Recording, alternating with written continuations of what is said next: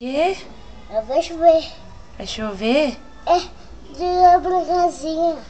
Eu vou pra minha casinha. Tem que correr. É, tenho que correr, né? Tem que correr da casinha. Ela vai chover de novo. Conversa com ela, Raul. O foguinho. Oi. Ela vai chover na cama de chuva. É. Não, Raul, você tem que levantar do chão, que o chão tá sujo. Tá sujo? Tá, levanta. Não.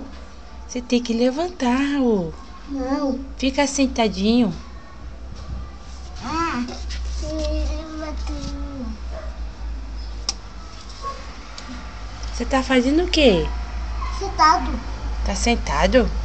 Tá. Vai chover. Ah, vou pra casinha. Você vai pra casinha também? Também. Ah, bom. O foguinho. Oi. Ele tá por um pássaro. Ah, é? O que você tá fazendo aí?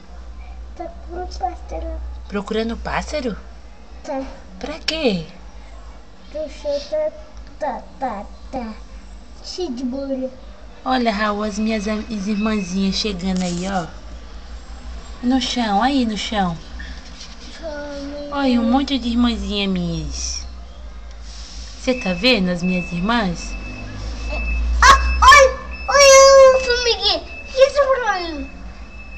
Tô indo pra minha casa, Raul. Tô minha casa.